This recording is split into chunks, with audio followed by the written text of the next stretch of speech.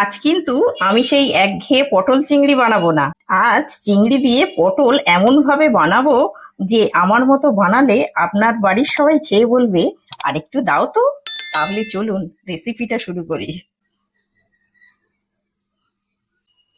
আজকের রেসিপির জন্য আমি এখানে 6টা বড় সাইজের পটল নিয়েছি আর কিছু চিংড়ি নিয়েছি। এই দিয়েই আজকে রেসিপিটা বানাবো। এবার আমি পটলগুলোকে কেটে নেব। আচ্ছা, পটলটা কি করে কাটবো একটু দেখিয়ে দিচ্ছি। এরকম একটা ছুরি নিয়েছি, ছুরি দিয়ে পটলের এই যে গায়ের যে পাতলা একটা আস্তরণ থাকে এটাকে এইভাবে চেঁচে একদম পরিষ্কার করে নেব। আর এই পটলগুলো কিন্তু চেষ্টা করবেন একটু কচি পটল নেওয়া। এইভাবে একদম পরিষ্কার করে চেঁচে নিয়েছি, দেখুন একদম ক্লিয়ার হয়ে গেছে। এবারে এই ছুরির সাহায্যে আমি একটা দিক, যে কোনো একটা দিক এইভাবে একটু কেটে নেব। এবার এই একটা দিক রেখেছি আর একটা দিক কেটে নিয়েছি। এবার এইরকম একটা চামচ বা ছুরি দিয়ে যার যেটা সুবিধা হয় এইভাবে আস্তে করে ভিতরে ঘোরাবো। দেখুন এইভাবে ঘুরিয়ে এইভাবে এর ভিতরে যে দানা আর যে ভুসিগুলো আছে এগুলোকে এইভাবে বের করে নেব। দেখুন এইভাবে সুন্দর করে সব বার করে নিয়েছি। এই পটলগুলো দেখুন আমি সুন্দরভাবে সবগুলোকে বের করে নিয়েছি। এবার এই পটলগুলোকে একটু ভালো করে জলে ধুয়ে নেব, একটা থালার মধ্যে তুলে নিচ্ছি। আর এই যে এইগুলো আছে এগুলো আমি কিন্তু এই রেসিপিতে কাজে লাগাবো। এইগুলো একটু মিক্সির মধ্যে দিয়ে আমি দুবার ঘুরিয়ে নেব, নিয়ে এই রান্নার মধ্যে আমি ব্যবহার করব। এখানে এবার চিংড়িগুলোকে কেটে নেব। আচ্ছা, চিংড়িগুলোকে প্রথমে আমি এইভাবে ছাড়িয়ে নেব, এইভাবে পরিষ্কার করে এইভাবে ছাড়িয়ে নিলাম। আর এই লেজের অংশটা কিন্তু আমি কাটবো না, এটাও ছাড়াবো না, এটা কষা শুদ্ধ থাকবে। আর এই মাথার দিকটা আমি একটু দেখুন দেখিয়ে দিচ্ছি একবার। এইভাবে করে নিয়ে আমি একটু কাঁচি দিয়ে কেটে নিবে। এই মাথাটা কিন্তু আমি কাজে লাগাবো না, এটা আমি অন্য কোনো রেসিপিতে কাজে লাগাবো। আর এই যে যে ময়লাটা আছে এটা এইভাবে টান দেব। দেখুন এইভাবে টান দিলে সুন্দরভাবে বেরিয়ে আসবে। তো এইভাবে আমি সব চিংড়িগুলোকে কেটে পরিষ্কার করে নেব। এই চিংড়িগুলো কেটে পরিষ্কার করে নিয়েছি। আচ্ছা, এই চিংড়ির মাথাগুলো কিন্তু আমি ফেলবো না। এইগুলো মিক্সির মধ্যে দিয়ে এর মধ্যে একটু জল দিয়ে আর একটা কাঁচা লঙ্কা দিয়ে মিক্সিতে পেস্ট করে আর একটা ছাঁকনিতে ছেঁকে আমি ফ্রিজে রেখে দেবো। আর যেদিন মাছের তরকারি করব বা কোনো চচ্চড়ি কিছু করব তখন সেইটা আমি ওই রান্নার মধ্যে ব্যবহার করব। ওই রান্নার মধ্যে এইটা যদি ব্যবহার করি তাহলে ওই রান্নাটার স্বাদ কিন্তু 10 গুণ বেড়ে যাবে। আপনারা কিন্তু ফেলবেন না, এইটাকে এইভাবে সংরক্ষণ করে রেখে দেবেন আর প্রয়োজন মতো ব্যবহার করবেন। আর একবার করে দেখবেন, এটা কিন্তু দারুণ খেতে লাগে। সব জোগাড় করে নিয়েছি, এবার রান্নাটা শুরু করে দেব। এই পটলের মধ্যে একটু করে লবণ দিয়ে এইভাবে 1 চিমটি করে লবণ দিয়ে দিলাম। দিয়ে এটা কিন্তু এই হাত দিয়ে এইভাবে লবণটাকে ঘুরিয়ে দেবো। এই ভিতরে লবণ দিয়ে দিলে কি হবে, পটলটা ভালো সিদ্ধ হয়ে যায় আর দেখবেন একটা পানসে ভাবটা হয় না। তো এইভাবে সবগুলো দেবো।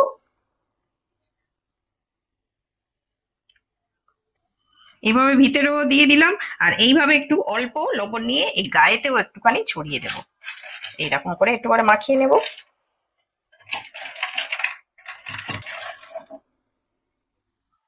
গ্যাসের উপরে আমি ননস্টিক বসিয়ে দিয়েছি আর এখানে সর্ষের তেল দিয়েছি 2 টেবিল চামচ মতো। তেল গরম হয়ে গেছে, এবার আমি পটলটা ভেজে নেব।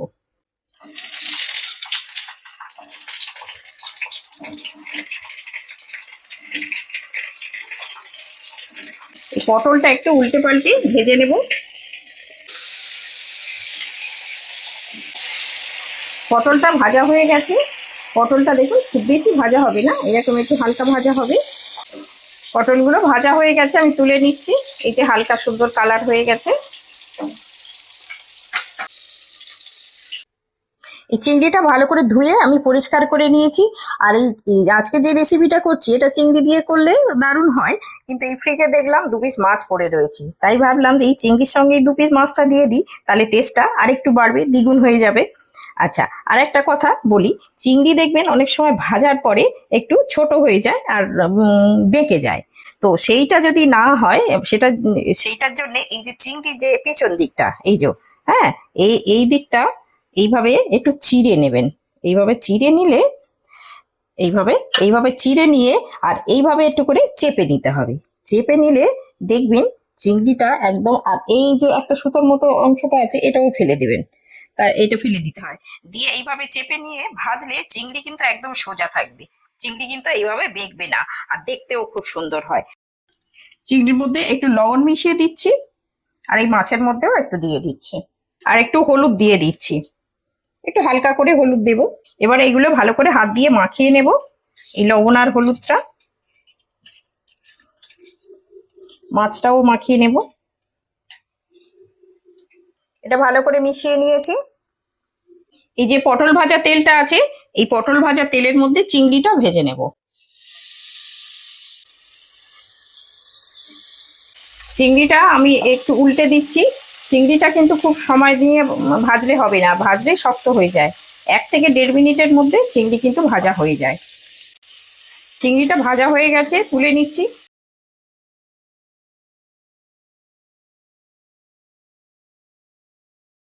এই তেলের মধ্যে মাছ দুটোও ভেজে নেব। মাছটাও কিন্তু খুব কড়া করব না, একটু হালকা করেই শুধু ভেজে নেব। মাছটাও ভাজা হয়ে গেছে, হালকা করে ভেজে নিয়েছি। এবার আমি এটা তুলে নিলাম। মাছ ভাজার তেল অল্প আছে, আর এর মধ্যে আর একটু অল্প তেল দিয়ে দিলাম, খুব বেশি তেল আমি ব্যবহার করছি না। এখানে একটা বড় সাইজের পেঁয়াজ এটা ছোট ছোট করে কেটে নিয়েছি, এটাকে দিয়ে দিচ্ছি। এটা একটুখানি নাড়াচাড়া করে একটু হালকা ব্রাউন করে ভেজে নেব।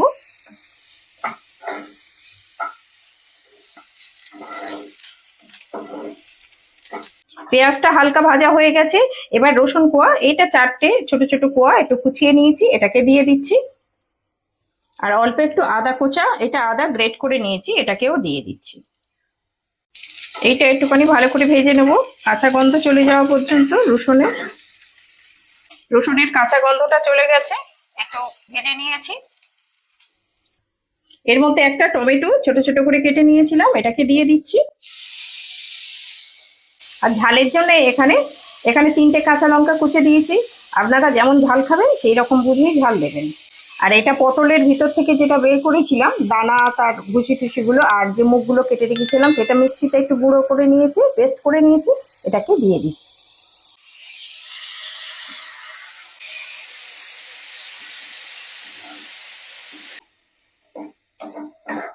আচ্ছা, এর মধ্যে সামান্য হলুদ দিয়ে দিচ্ছি, আর 1/2 চামচ জিরে গুঁড়ো দিয়ে দিচ্ছি, আর স্বাদ মতো লবণ দিয়ে দিচ্ছি।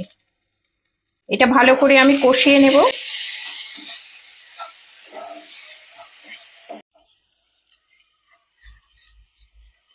মশলাটা আমার কষানো হয়ে গেছে, আর মশলা থেকে কাঁচা গন্ধটাও চলে গেছে।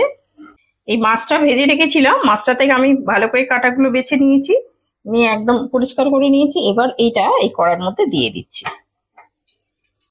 এর মধ্যে একটু আলু সিদ্ধ দিয়ে দিচ্ছি, এটা একটু একটু বাইন্ডিং হবে বলে একটুখানি আলু দিয়ে দিলাম।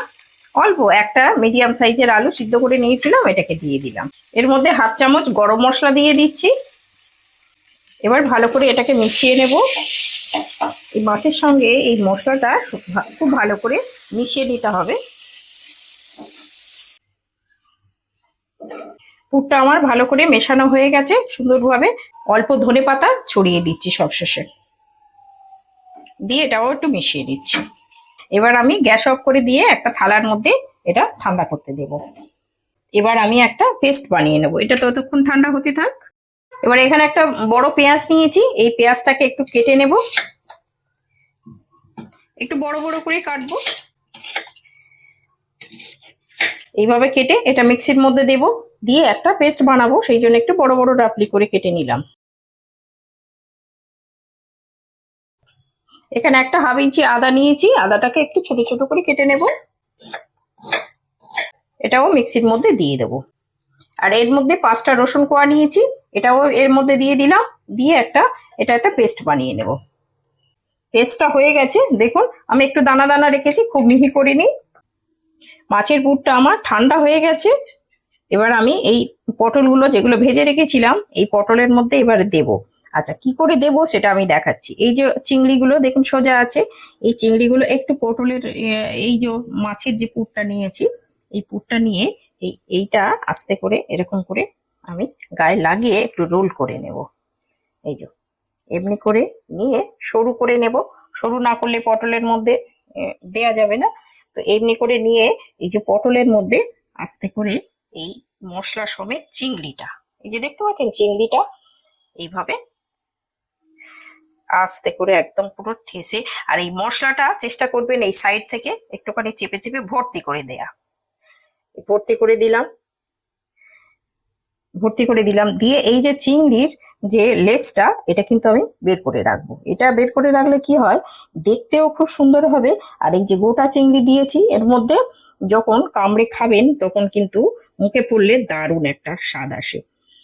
চিংড়ি কিন্তু কেটে যদি দিতাম তাহলে কিন্তু মুখে অতটা ভালো লাগে না, কামড়ে খেতে কিন্তু বেশি মজা। এইভাবে আমি সবগুলোকে বানিয়ে নেব। দেখুন এই পটলটার মধ্যে মাছের পুর আর এই চিংড়ি মাছটা কি সুন্দরভাবে সেট হয়ে গেছে। আমার এই ছোট্ট রান্নাঘরটি কিন্তু আপনাদের ভালোবাসায় আস্তে আস্তে বড় হচ্ছে। তো আজকে যদি আমার চ্যানেলে আপনি নতুন এসে থাকেন আর আজকের এই রেসিপিটা যদি আপনার ভালো লেগে থাকে, তাহলে রান্না বাংলা ব্লগ চ্যানেলটিকে সাবস্ক্রাইব করে আমার পাশে থাকবেন। আর হ্যাঁ, আর একটা লাইক দিতে কিন্তু ভুলবেন না। এই একই কড়াইয়ের মধ্যে আমি আরেকটু তেল দিয়ে দিচ্ছি, 1 চামচ মতো তেল দেব। এর মধ্যে দারচিনি টুকরো একটু দিয়ে দিলাম, আর হচ্ছে এই শুকনো লঙ্কা দুটো ফোড়নে দিয়ে দিলাম। আর এর মধ্যে একটু 1/2 চামচ গোটা জিরে একটু ফোড়নে দিয়ে দিচ্ছি। ফোড়ন ভাজার সুন্দর একটা গন্ধ বেরিয়েছে। এবার এই পেঁয়াজটা যেটা আমি পেস্ট করেছিলাম এটা দিয়ে দেব। এই পেঁয়াজ আর আদা রসুনের কাঁচা গন্ধ চলে যাওয়া পর্যন্ত একটু ভালো করে কষিয়ে নেব। গ্যাসটা আমি একদম কমিয়ে দিয়েছি, লো টু মিডিয়ামে রেখেছি। রেখে এটা একটুখানি হতে দিলাম। এটা ততক্ষণ হতে থাক, আমি একটা মশলা বানিয়ে নেব। এখানে সাদা সর্ষে নিয়েছি, এটা কেউ রাই সর্ষে বলে থাকে, 1 চামচ দিয়ে দিলাম। 1 চামচ কালো সর্ষে, এটাও দিয়ে দিলাম। আর দিয়ে দিলাম পোস্ত। আর এখানে এই 2 চামচ পোস্ত দিয়ে দিলাম। এখানে দিয়ে দিচ্ছি কোরানো নারকোল। এই কোরানো নারকোল, এই কাঁচা নারকোল যদি আপনাদের হাতের কাছে যদি না থাকে, তাহলে বাজারে কিনতে পাওয়া যায় যে শুকনো নারকোল, সেটাও দিয়ে দিতে পারেন। আমি এখানে 2 চামচ মতো দিয়ে দিলাম। আর এখানে ঝালের জন্য 2টো কাঁচা লঙ্কা দিয়ে দিলাম। আপনারা যে যেমন ঝাল খাবেন সেই রকম ঝাল বুঝেই কিন্তু দেবেন। এখানে একটুখানি সামান্য লবণ দিয়ে দিচ্ছি। লবণ দিলে কি হবে, এই সর্ষের যে ঝাঁসটা সেটা বজায় থাকে। এবার একটু সামান্য জল দিয়ে দিচ্ছি, খুব অল্প জল দেবো, না হলে এই পোস্তটা পেস্ট হবে না। এবার এটাকে আমি একটা মিহি পেস্ট বানিয়ে নেব। এই মশলাটা আমার কষানো হয়ে গেছে, আর এর কাঁচা গন্ধটাও চলে গেছে। অল্প হলুদ গুঁড়ো দিয়ে দিচ্ছি, আর 1/2 চামচ ধনে গুঁড়ো দিয়ে দিচ্ছি। 1/2 চামচ কাশ্মীরি রেড চিলি এটাকে দিয়ে দিচ্ছি। 1/2 চামচ জিরে গুঁড়ো দিয়ে দিচ্ছি। এবার একটু অল্প করে জল দিয়ে দিচ্ছি মশলাটা কষানোর জন্য।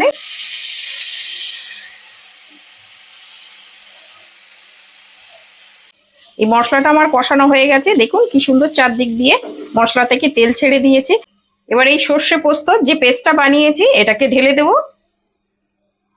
এবারে ভালো করে আমি কষিয়ে নেব মশলাটাকে। এই মশলাটা কিন্তু একটুখানি গ্যাস কমিয়ে লো টু মিডিয়ামে ভালো করে কষিয়ে নেব, যেহেতু এতে সর্ষে আর পোস্ত দেওয়া রয়েছে, পোস্তটা একটু ভালো করে কষাতে হয়। এই রান্নার মধ্যে আমি একটা সিক্রেট মশলা দেব, সেটা একটু পরেই দেব, আপনারা শেষ পর্যন্ত কিন্তু দেখবেন। সেই সিক্রেট মশলাটা দিলে এই রান্নাটা কিন্তু আরো দ্বিগুণ স্বাদ বেড়ে যাবে। এই মশলাটা কষাতে কষাতে এত সুন্দর একটা মশলা গন্ধ বেরোচ্ছে, সে আমি আপনাদের বলে বোঝাতে পারবো না।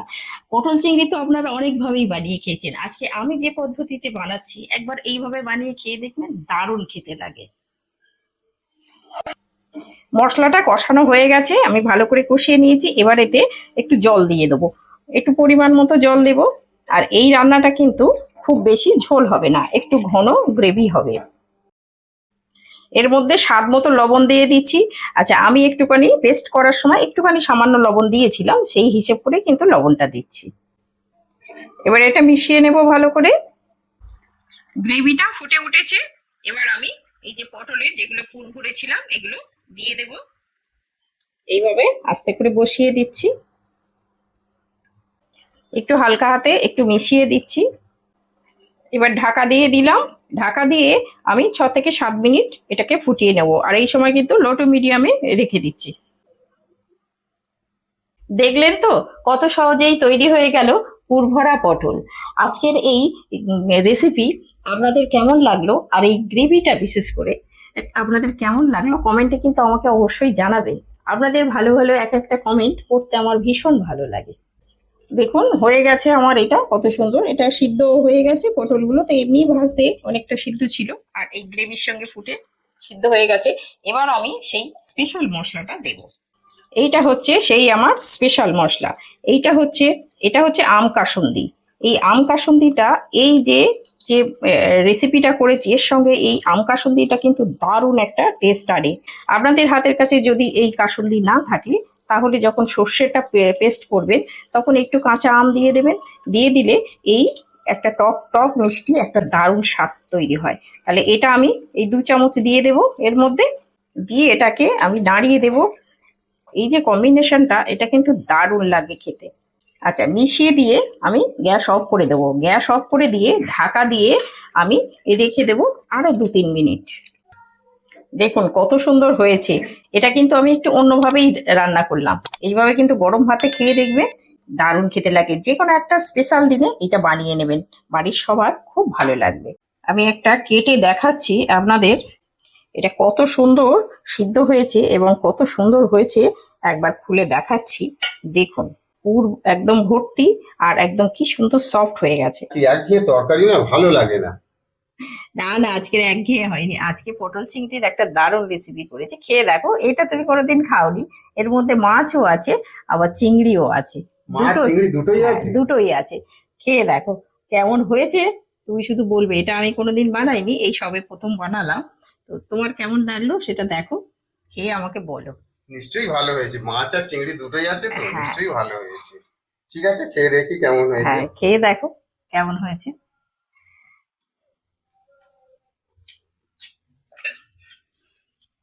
দারুণ টেস্ট হয়েছে, দারুণ খুব টেস্ট সুন্দর হয়েছে। টেস্ট হয়েছে। মাছ আর চিংড়ি না দারুণ হয়েছে টেস্টে। আর হুম। কি সুন্দর একটু বেশ টক টক মতো, বেশ কি সুন্দর ভালো লাগে, ঝাঁঝালো একটা কি সুন্দর লাগছে। হ্যাঁ, ওটাই একটা সিক্রেট ব্যাপার আছে। এটা হচ্ছে আম কাসুন্দি দিয়েই করেছি। আমি কাছে দিদি দারুণ লাগছে এটা আমি টক টকটা। কোনোদিন করিনি, আজকের আমি মানে দিয়ে মানে ভেবে দেখলাম যে একটু টক টক ভাব হলে। সবসময় তো মালাইকারি অনেক ভাবেই বানাই, কিন্তু আজকের রেসিপিটা একটু অন্যরকম বানালাম। হ্যাঁ, আম কাসুন্দি দিয়ে একটু টক টক হবে, খেতেও ভালো লাগবে। একটু মিষ্টি মিষ্টি রান্নার মধ্যে একটু টক ঝাল মিষ্টি, এটা দারুণ লাগে। আর সর্ষের দেখো একটা ঝাঁঝালো গন্ধ আছে। সুন্দর ঝাঁঝালো আর বেশ কি সুন্দর টক টক দারুণ লাগে। কাসুন্দির একটা ঝাঁঝালো গন্ধ থাকে না, এইটা উপর থেকে দিয়ে একটু ঢাকা দিয়ে রেখেছিলাম। এই ঝাঁঝালো গন্ধটাই খুব সুন্দর লাগে। ভিতরে এই পুরটা না দারুণ টেস্ট হয়েছে। ওর মধ্যে মাছও আছে তো, মাছ আছে, মাছের পুর, তার মধ্যে আবার চিংড়ি, দুটো একদম ফিউশন রান্না। দেখি কেমন হয়েছে, খেয়ে দেখি। একটু খেয়ে দেখো। হুম, দারুণ হয়েছে কিন্তু।